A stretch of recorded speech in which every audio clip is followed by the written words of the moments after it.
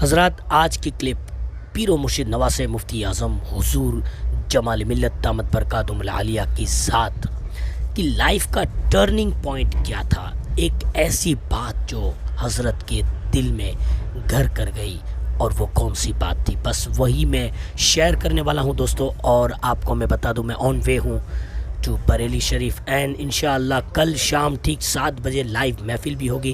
مزار اعلیٰ حضرت کی زیارت بھی آپ کریں گے، اور خاص اس کلپ کو آپ شیئر کریں.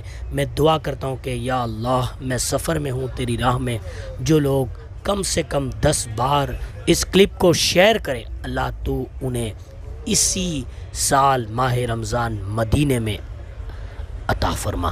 حضرات، میں آپ سے یہ عرض کر رہا ہوں کہ حضور جمال ملت دامت برکاتہم العالیہ کی ذات اپنے علم، عمل، پرہیزگاری، تقوی، خلوص الہیت سے کسی بھی حیثیت سے محتاج تعارف نہیں ہے. تو آئیے، حضرت کے لاکھوں مریدین ہیں، تو آئیے اس ذات کا ہم جو ہے لائف کا ٹرننگ پوائنٹ کیا ہے وہ ہم سماعت کریں. کلپ آخر تک دیکھیں گے، لائک کریں گے، شیئر کریں گے. اور ہاں بھائی کیا بولیں، چینل پہ نئے ہیں تو مہربانی کر دیجیے گا، جزاک اللہ. تو حضرات، رئیس میاں مٹھائی والے کی دکان پر حضرت جب بیٹھا کرتے تھے تب کیا ہوا، آئیے حضرت کی مقدس زبان سے سماعت. انا سنی، انا حنفی، انا بریلوی، الحمدللہ. اعظم کے مرید تھے، لہٰذا ان کے ساتھ بیٹھ کر گفتگو ہوتی تھی. گفتگو جو ہے اپنے سماجی اور مذہبی ہوتی تھی. حضرت کی گفتگو کبھی مجاہد ملت کی، کبھی کسی کی اعلیٰ حضرت کی، یہ ہوتی تھی، سمجھے نا. کبھی سیاسی گفتگو بھی ہوتی تھی، کبھی سماجی گفتگو بھی ہوتی تھی. ہر طرح کے لوگ آتے تھے، سمجھے نا. اس میں سیاسی لوگ بھی آتے تھے، فاسق و فاجر بھی آتے تھے، نیک لوگ بھی آتے تھے. تو وہاں دکان پہ بیٹھ کے ہم گپیں ٹھوکا کرتے تھے، سمجھے نا. مغرب کے بعد جب ایک دن انہوں نے، رئیس میاں نے ایک بات چیت کرتے ہوئے کہا کہ اگر ہاتھی کو اپنی طاقت کا اندازہ ہو جائے تو وہ سب کچھ تہس نہس کر دے. ہاتھی کو اپنی طاقت کا اندازہ نہیں ہوتا، سمجھے نا. اس کی آنکھوں کا ریٹینہ اللہ نے ایسا بنایا ہے کہ اس کو سب اپنے سے بڑا نظر آتا ہے. وہ اپنے آپ کو چھوٹا سمجھتا ہے، حقیر سمجھتا ہے ہاتھی، سمجھ گئے نا. تو انہوں نے کیا کہا، اگر ہاتھی کو اپنی طاقت کا اندازہ ہو جائے تو وہ سب تہس نہس کر دے. ایک دم میرے دل پر یہ بات چوٹ کر گئی. میں نے کہا یا اللہ، ہم اپنی حیثیت کو نہیں سمجھتے، ہم اپنی طاقت کو نہیں پہچانتے. میں ایک دم خاموش ہو گیا، اور میں نے رئیس میاں سے کہا، اچھا رئیس میاں اجازت دیجئے مجھے. تو بولے کہ کیوں حضرت، اتنی جلدی کیوں جا رہے ہیں؟ میں نے کہا جا رہا ہوں.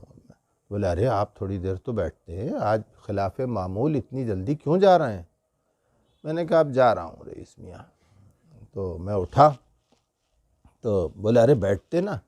میں نے کہا آپ کبھی کبھی آیا کریں گے ضرورتاً، سمجھے نا.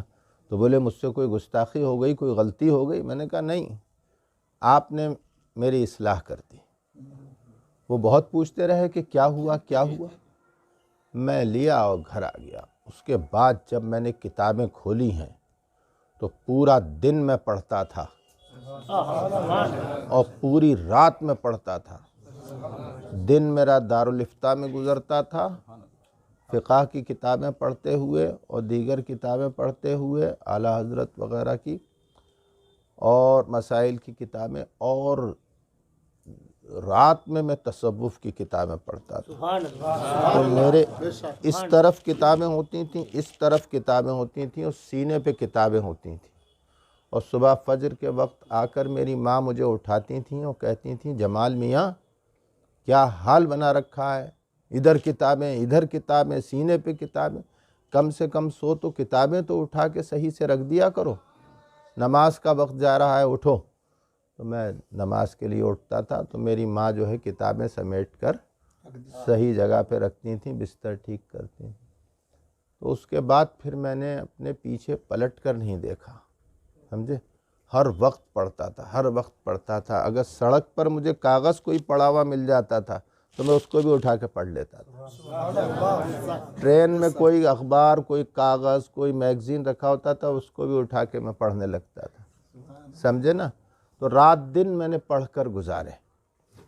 آج اللہ تبارک و تعالیٰ کا احسان ہے کہ اس وقت کا پڑھا ہوا کام آ رہا ہے۔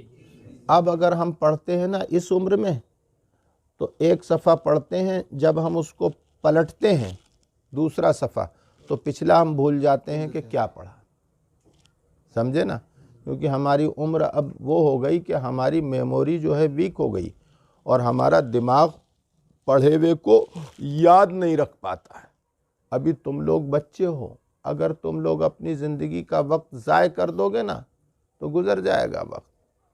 جب ایک عمر میں پہنچو گے اور کسی لائق نہیں ہوگے، نہ قرآن صحیح پڑھ پاؤ گے، نہ اردو پڑھ پاؤ گے، نہ لکھ پاؤ گے، نہ عربی، نہ فارسی، نہ مسائل سے واقفیت ہوگی، کچھ نہیں، صرف دستار سر پہ باندھے ہوئے گھومو گے نا، اور لوگ تم سے بات چیت کریں گے، پوچھیں گے یہ وہ سب، تو عالم کا لباس پہننے کے بعد جب علم نہیں ہوگا نا تو سوائے شرمندگی کے اور کچھ نہیں ہوگا، ذلت کے اور کچھ نہیں ہوگا۔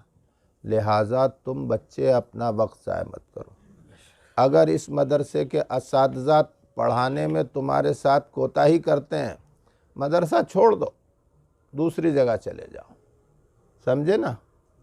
جہاں پڑھائی تمہیں اچھی ملے وہاں پڑھو، سمجھے نا؟ اور استاذ کو پریشان کر دو، اتنا پڑھو، سمجھے نا؟ استاذ بعد میں پڑھائے، تم پہلے پڑھ کے جاؤ، سمجھے نا؟